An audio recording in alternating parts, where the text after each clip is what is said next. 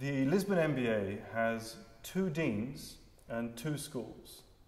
We have a phrase in English that too many cooks can spoil the broth. Mm-hmm. What's in it for me as an MBA candidate to have 2 deans? Well, you join the 2 best schools in Portugal that have a very clear international outlook, and you create a unique offer, a unique opportunity for students to come. So it's not so much about being 2 or 3, it's about what you can put together. Because you can think about that, but you can also think that if you have different strengths, you can bring them together and make something stronger, especially when you're thinking about something that's not looking just at the national market, but has a clear international outlook. And this is clearly the case in the context. Do I get 2 degrees? No, you get 1 degree. Who is the awarding body? No, you get a joint degree between the 2 schools. That's the way it was set up. The degree was designed jointly. In this day and age, joint degrees are quite common, and we just, a lot of them are actually across borders. We just happen to design one that is a joint degree based out of Lisbon. It's a great thing to have 2 schools, but what about my class affiliation? Do I feel more that I'm a part of Nova or Catolica? I want to belong to something, so where am I? No, you belong to the program first. I mean, you belong to the cohort, to your colleagues, to the professors. That is a very important element because that's your first degree of proximity. And that's true at any level. I mean, it's true for an undergraduate student in Católica, Lisbon, and for an undergraduate or a master student in Nova, they feel that connection to their class. But can I wear like a t-shirt of Nova? Yeah, of course. But then the Católica guys will laugh at me. No, they will not laugh because this is a collaboration where it's very clear for everybody that we're putting our best efforts together to create a real strong product. And so we want them to feel as much as alumni of Católica as they do of Nova. And that, I think that's the way that students feel. I mean, they go to both campuses, they spend time there. If you probably ask them whether they feel more one or the other, they'll probably tell you that they feel it is one or the other. And that's the way we've been designing and thinking about the program. What's the main meaningful difference between Nova and Catolica? What's the difference? Am I taught different classes in Nova? Are there different faculty in Catolica? No, what we did is, I mean, like all the schools, the differences may be in the strengths in particular areas. You may have more faculty in one area, the other one might have more faculty in that other area. You may have a particular one that has some certain type of experience that is of value. And so what we did is we look throughout the 2 schools and we found out of a bigger pool, because it includes the professors of both schools, who are the best people to teach this particular subject with this orientation that is delivering more value for an MBA student. And those are the faculty members that we're putting in front of the students. And that, I think, is a very nice asset to have, that you can draw from both schools to contribute to this program with a strong international outlook. You teach on both campuses, so do I ever get confused if I should be today in Nova or Catolica? Well, probably not on a daily basis as the semesters are typically concentrated in one campus. But if you do that on a regular basis, in the sense that you wake up in the morning, you don't have a class, and you're thinking of going to one campus and you end up in the other, that's a good thing, because that actually means that you're not worried about that. It's both of your campuses are home, and for some of the students, they do spend quite a bit of time in both campuses, and so in many ways this may be home for the students for the year that the program takes. I like the idea of having a girl in Nova and a girl in Catolica and they never find out about each other. That's something, but you know, that type, we don't specialize in those types of management skills, but it's something that if you feel it's appropriate for your life, that you could try to explore. 2 deans, but sometimes someone has to make a decision. If you get into a fight, who wins? Well, the fights, I mean, I don't think that fighting is the way to look at these. Like we have an executive director of the program that plays an important role in deciding things that without being concerned with one school or the other school. But most important, we look at it the other way around. We feel that by trying to find a solution that brings the two schools together, we believe that we're finding a better solution, precisely because we've been able to find something where both schools are convinced that that is a good opportunity for the students. Our focus is on delivering value for the students, and what we're bringing is a different set of perspectives, and through that, finding that best value. You have appointed an executive director. Exactly. So the day-to-day running of the course is done by him? Yeah, there is a team, a whole management team for the program that manages the program. Very, very nice team that's headed by an executive director. Yes, and they run the day-to-day of the program, and they belong to both schools. They're the team that runs the program. So actually, any concerns that happen because there are two schools are going to be fixed by that director. I just have to have a relationship with the program. Yes, you just have to have relationships with the program. The relationships with the schools are assured by the deans and are assured by the academic directors and the academic council. Right? So if there is an issue that needs to be addressed at that level, these councils are the right way to do it. So if it's of academic nature, these academic deans would work with the executive director and sort it out. If it's something that goes beyond the academic dimension, say finances or others, then the deans are involved and contribute to find a solution. So for example, if you're thinking about fundraising, then the deans are very involved in doing external fundraising for the program. When I ask the other dean this question, will he give me a different answer? No, I don't think that he will give you a different answer. Okay, that's a good answer. About Católica, we're talking about business school. Historically, it's the Protestants who've been very good at business. What does it mean to come to a Catholic school?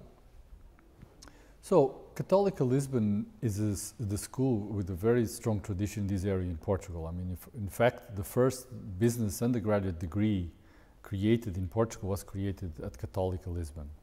And so we have a very strong tradition in this area. I mean, like in any area, we can go back to the original roots and find a difference and different origin for it. But in Portugal, we were actually a pioneer school in this area. The aspect that brings there, I mean, on the day-to-day, what you have is an opportunity to explore the set of values that are inspired by the Catholic faith. But that's what it is an opportunity for the students to explore that, because it's present there and it's part of the heritage of the school.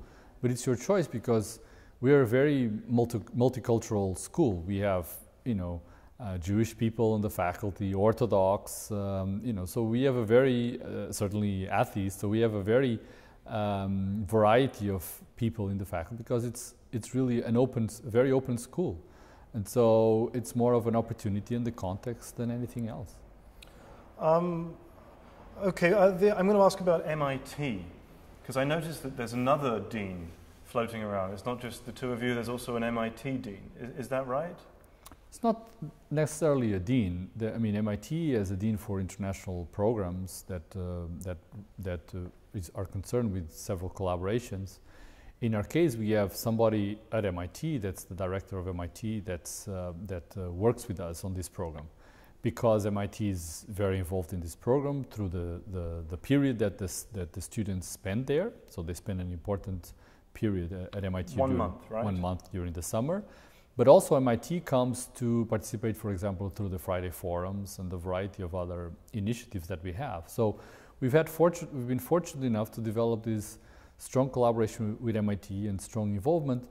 And so this person that directs on the MIT side is the interface. He's the one that's concerned with making sure that the contribution of MIT is something that's delivering value to the student experience. What's the point of the partnership with MIT? Why do it? You've got two schools here in Portugal, they're leading schools. Why do you need a partnership with an American university? Well, American universities in the US environment, and certainly MIT, are international leaders that are recognized certainly at the level that the schools in Portugal, either Nova or Catolica, have achieved. So there's an element of recognition about the fact that if we're working with MIT, is because MIT also believes in the program that we're doing. Otherwise, they wouldn't be working with us. But even more important than that is because this program is a program with a very clear international outlook. We want to train people, students, professionals to have that international outlook. And so for him to have the experience here in Lisbon, but then to be able to go 1 month and be in a US environment with US professors in a US university, it brings a new added dimension to their experience so that they recognize and they realize better what it is to be out there and to also have... A month is quite short, isn't it? Well, it's a month, but it's an intensive month in terms of courses. So they have several courses during that month. It's a very intensive period. Just to interrupt, about those courses, in MIT they study issues in global management, ethics, and something with compliance. No, but also they have a course on innovation, for example, and another one I think in marketing or retail. I mean, the courses have evolved over time. Are these MIT's strengths? The subjects that we're studying in the 1 month in MIT, are we studying the things that MIT is best at? Yes, certainly. That's the idea, is that we bring professors in MIT that have a set of skills, and MIT is known for being able to attract top faculty in a variety of areas. And so we work with MIT to find faculty that can really deliver complementary value to the courses that we offer here. I mean, it wouldn't make sense for them to replicate what we did here. So that is, you were asking about the role of the program director at MIT, and that's the role, is he works very closely with us to find a set of offerings that both MIT and the 2 schools in Portugal feel is really bringing value to the students. And certainly that's the way that the students feel about, and that's what we've been conveyed by the students. So there's a movie out at the moment, The Great Gatsby, based on a novel. And this character lets rumors circulate that he was an Oxford man.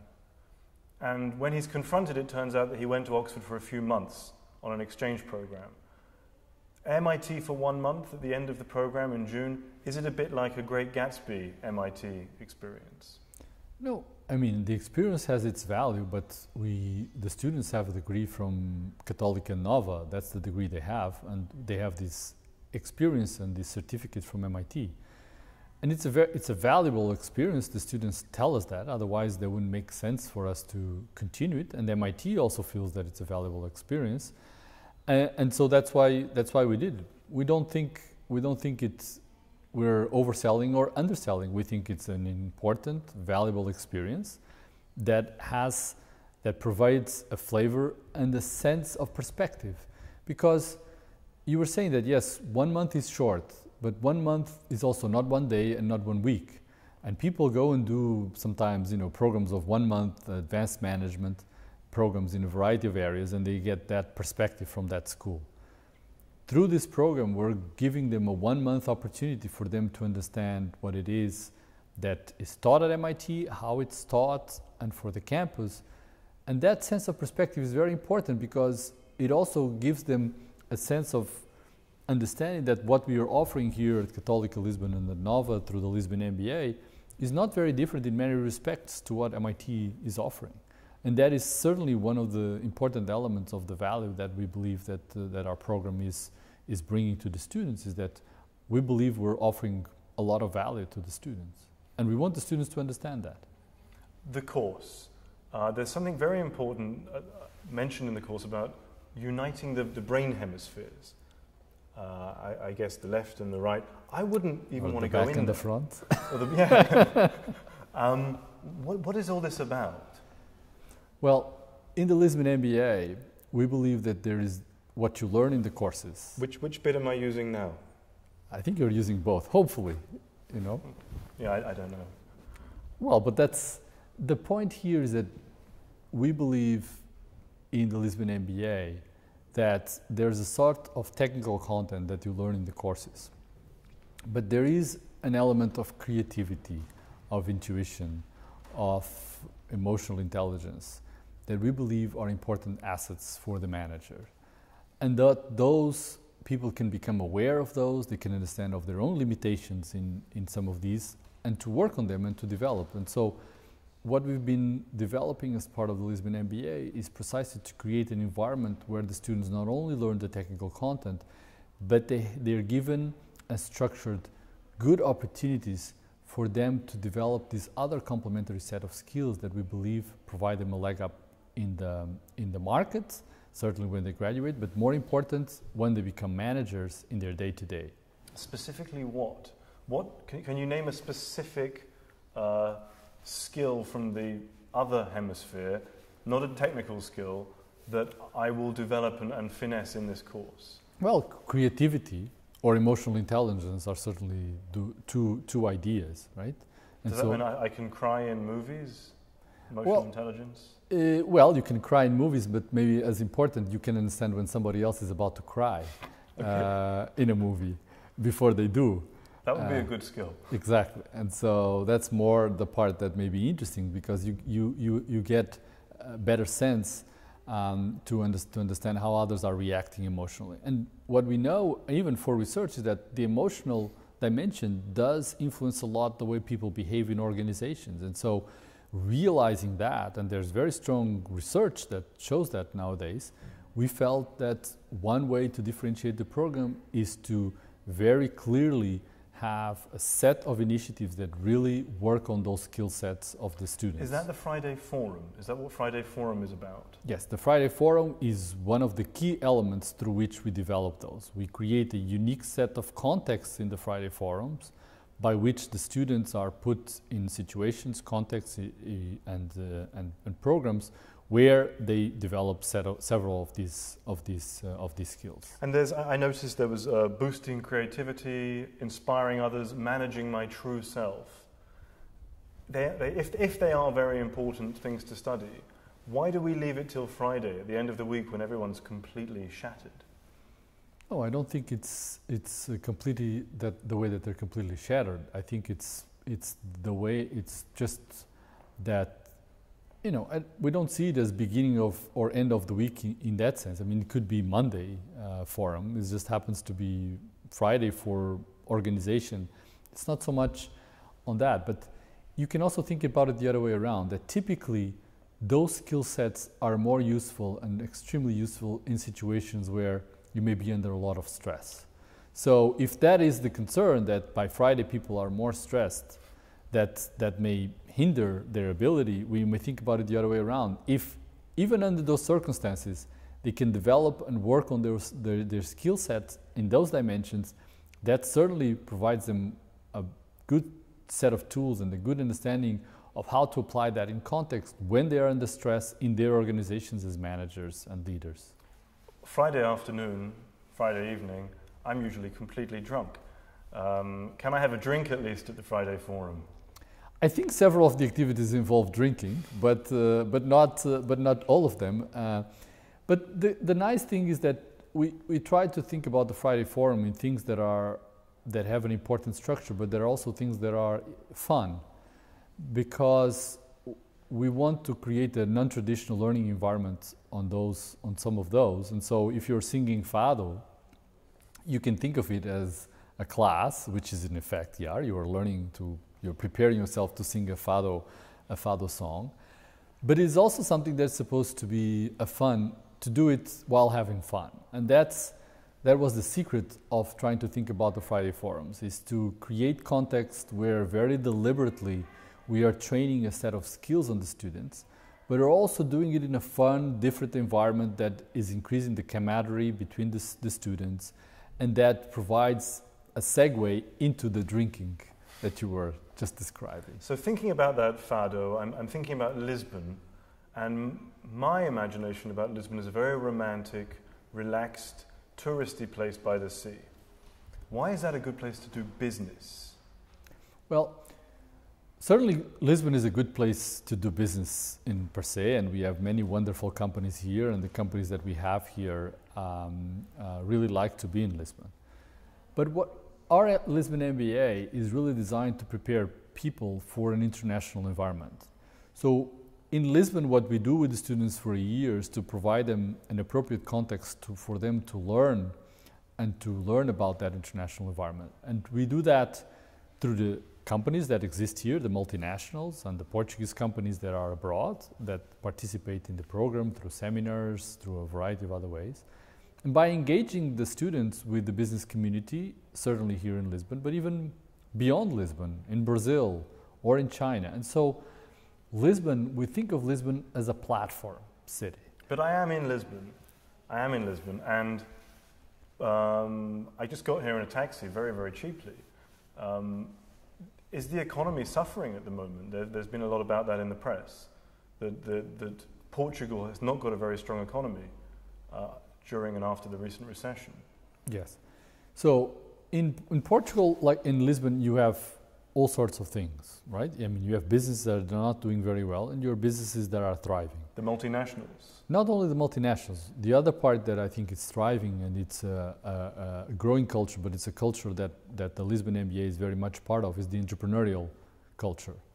We have a very strong and developing entrepreneurial culture here in Portugal around very many startups that are still not very large in terms of economics, but they are an increasing part of the life of the city, of the mojo of the city, and of the future of Portugal.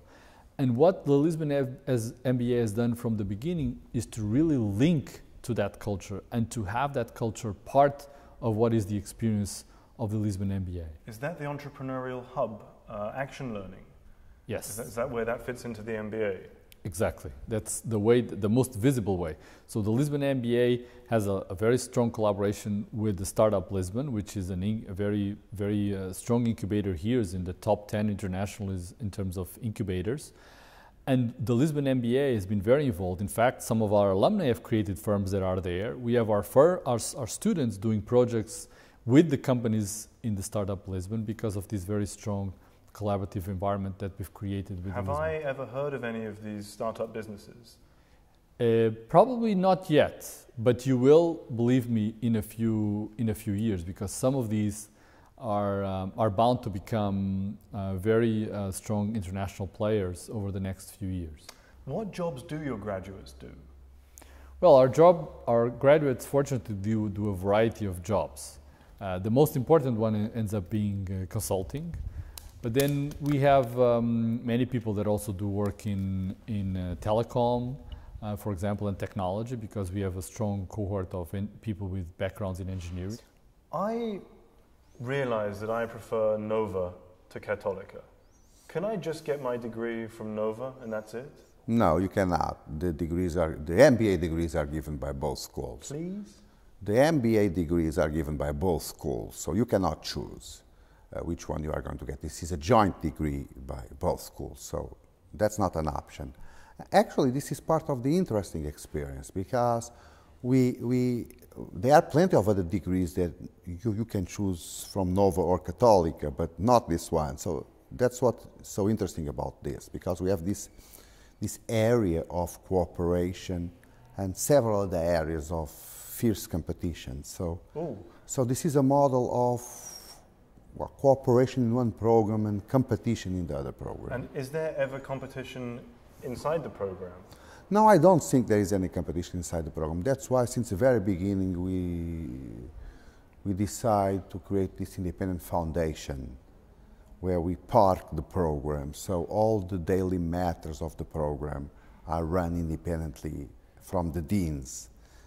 The deans of either schools don't have any intervention on a daily basis on the workings of the program.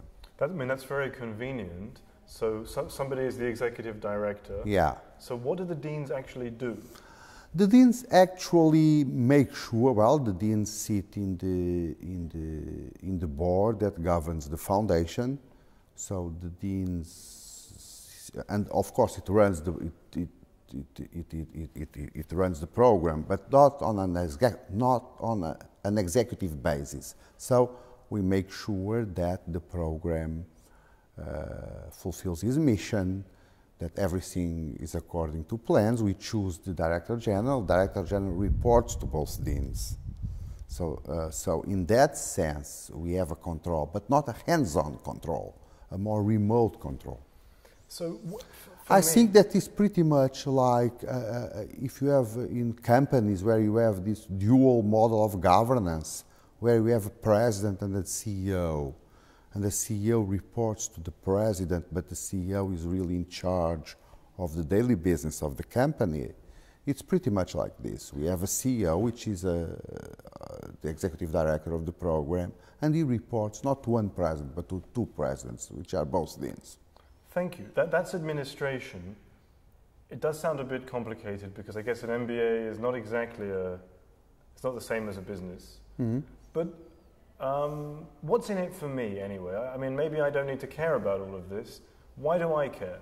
As an MBA student... No, you shouldn't care. You shouldn't care. This is totally irrelevant to you. Okay. You are in a program, the Lisbon MBA, which is run by... It has its own administrative staff, which is staff independent from the schools.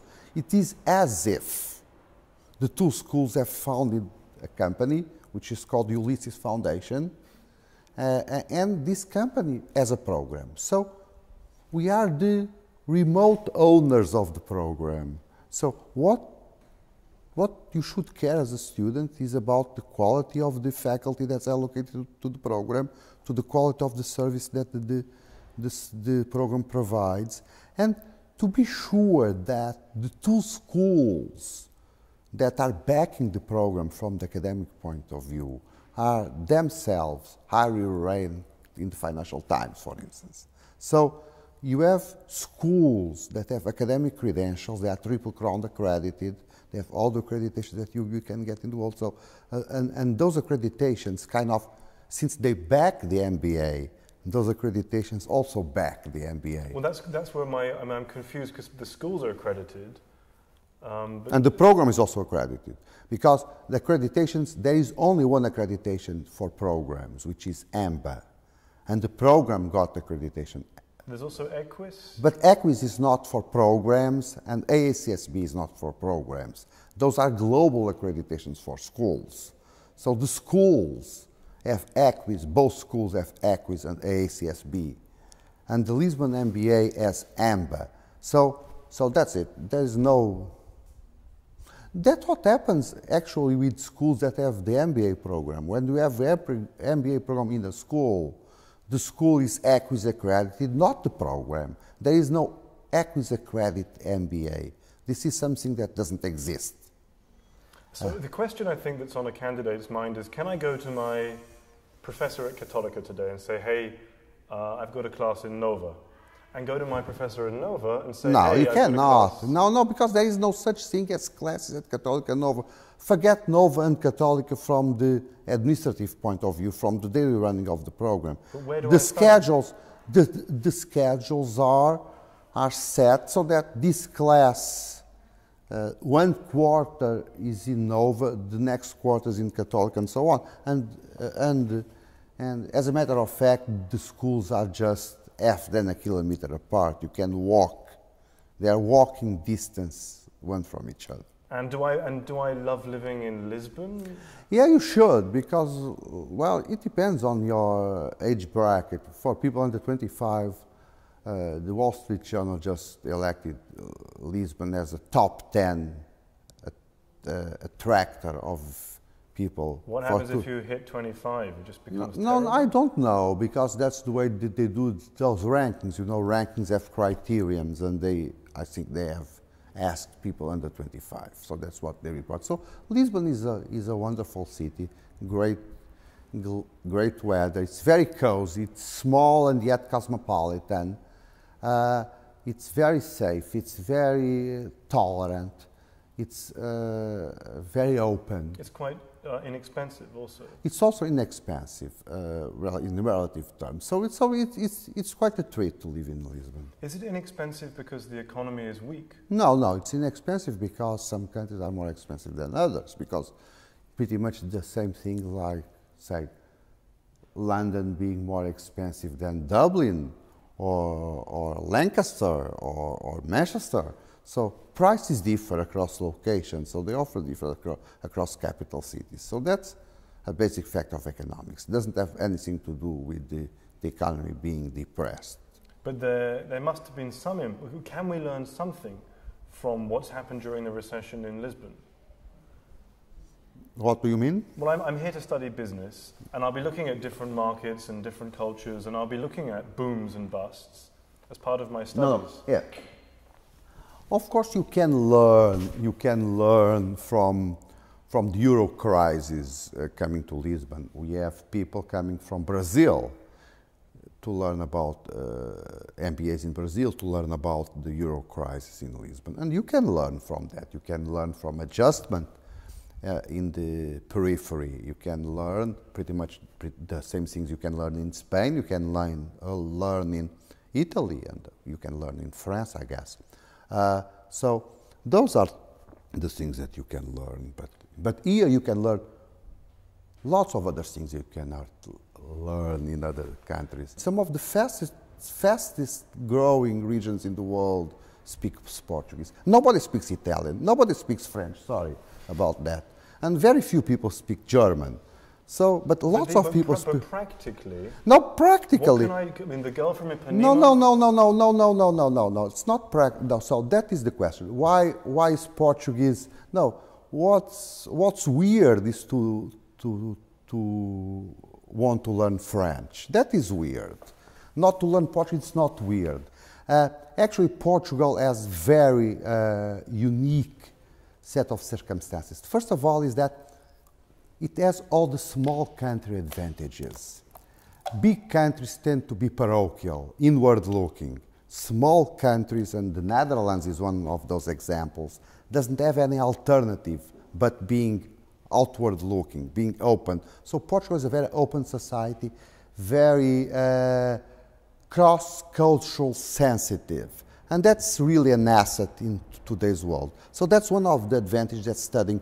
And the fact that people speak English well, or at least a passable English throughout the country is certainly a great asset.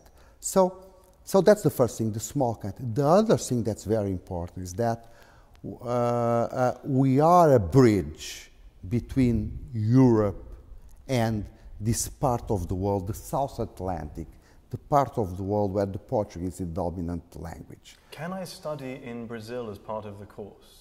No, you can do internships in Brazil. One of the labs is with INSPER, which is a Brazilian school in São Paulo. So the point is How that do you pronounce that? INSPER, INSPER,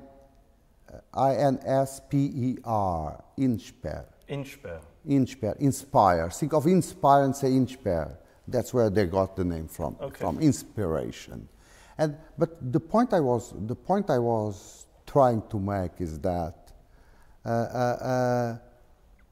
and you can use Portugal as a platform, and that's lots of advantages with respect to Brazil, because Portugal is much more open. In Brazil, you cannot do a course in English. Nobody teaching. Very few people speak English in Brazil. So the only place in the world where you can be taught in English and that at the same time learn Portuguese is actually Portugal. But that's not the asset. I think that the program has a very good academic quality in some areas. Actually, the schools are excellent by any standard whatsoever. Sure, the school. And we have a great track record of placing students abroad too. So for instance, my school has chapters of alumni all over the world, from Shanghai to New York, São Paulo, Luanda, London, Madrid, Varsovia, Brussels. So you also come to a country that's not very parochial, and for a program coming from two schools, backed by two schools which are not at all parochial. I see in the issue of alumni and hiring that although Nova and Catolica can cooperate during the program, surely there must be competition with the old networks for hiring after the program. No, but in the market, no, we don't have any other MBA program. So in the market for MBAs, whoever is in the market for MBAs, there is no competition whatsoever. So, and I think that, of course, but I think that the markets are pretty much segmented. So nobody who hires an undergrad is considering also hiring an MBA. So the fact that we compete in undergraduates doesn't have that problem. And you're from Nova. Yes. And Católica is historically a Catholic university. Yes. Historically, however, it's been the Protestants who've been really, really good at business. Why not partner with a Protestant school? Because there are no Protestant schools in Portugal. And we don't, the reason why we partner with Católica is because it is a similar-minded school, which has the same values of valuing research, valuing international exposure, sharing the aim of being a great school by international standards. So you tend to marry with people that think like you. You don't want to be married to someone to whom you are always fighting over small details. So you have to partner with someone that shares a vision, that shares a bigger goal, and that's what Nova and Catolica have. They have this shared vision of what a business school should be in today's world. Are you married to MIT, or you're just dating?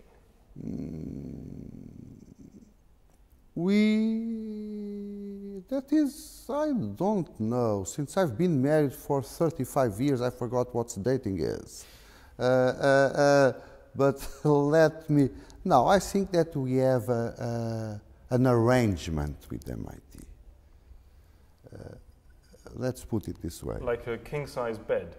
Like a king-size bed where MIT visits once in a while, but probably that's a little bit too spicy for this thing. Now, what we have with MIT is that MIT provides cooperation to the program. So this is a program offered in cooperation with MIT, and that cooperation involves the study at Boston, involves their participation in some Friday forums, the fact that we have access to their alumni network, and a couple of other aspects. So it is, and of course we have the fact that we can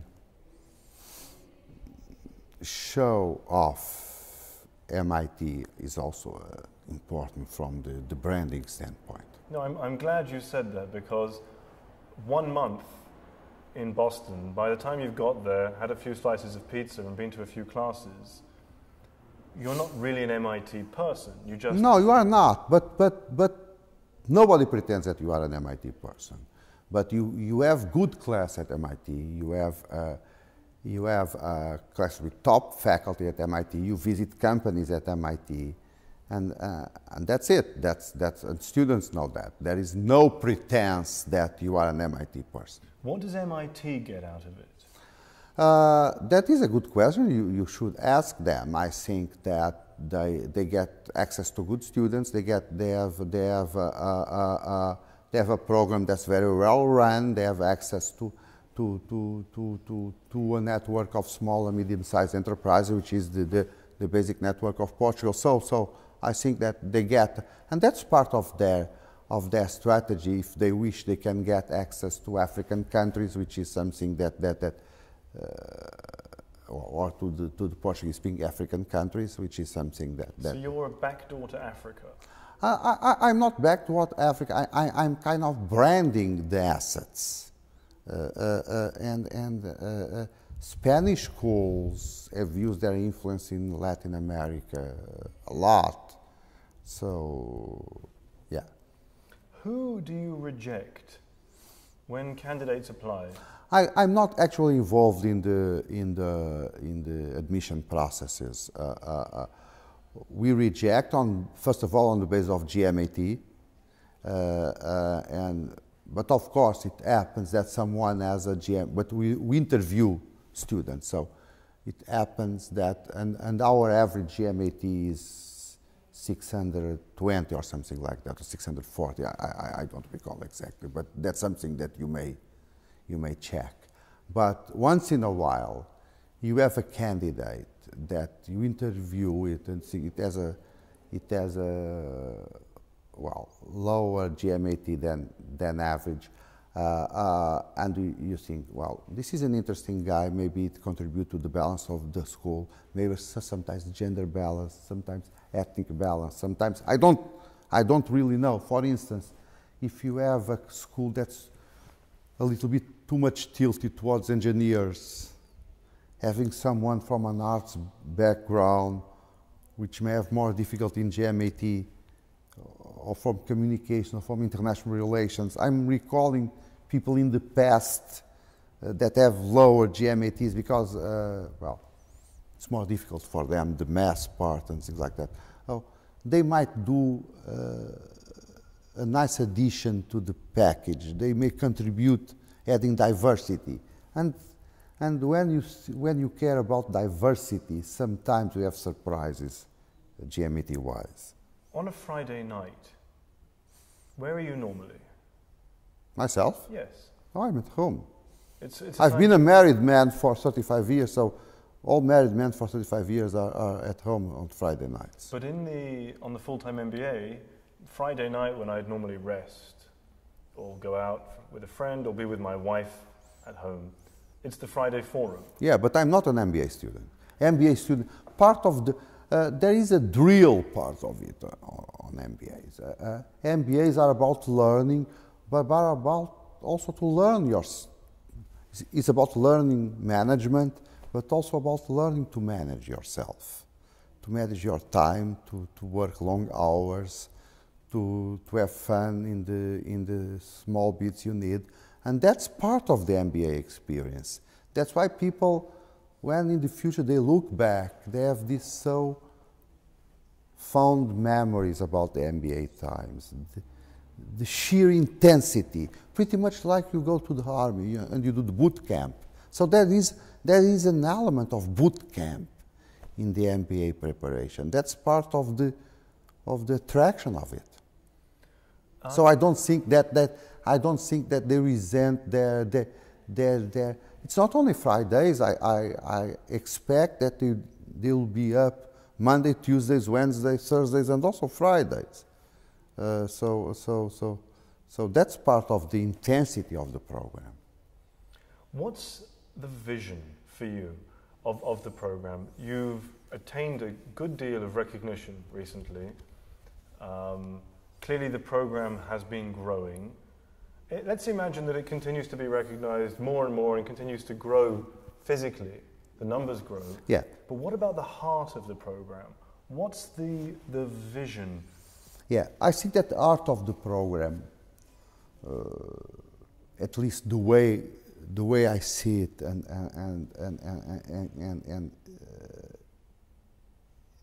here is something where the dual deanship matters, because at a given point we have to agree both schools on a common strategic intent for the program. Now we have a strategic intent, but the question is, how do you see the program in 20 years' time? So that is a long time. But this program is part of a greater vision that I have for the country and for higher education. I believe that higher education is an export industry with a huge future. I don't know if you are familiar with the fact that in Australia, the second biggest export industry after mining is higher education. It is the fifth biggest export industry. What exactly does it mean for export industry? Exporting people? No, it exports services by importing people. When you import people, if you are a foreigner, you come to study with us, your tuition is export income. The money you spend here is export income. So it's the fifth export industry in the UK. All those Chinese students that come to study in the UK universities, those are the tuitions they pay, the food they buy, the lodging they rent. That is export income. And that can be significant amount of money. So I think that the MBA, given the academic quality of the schools, given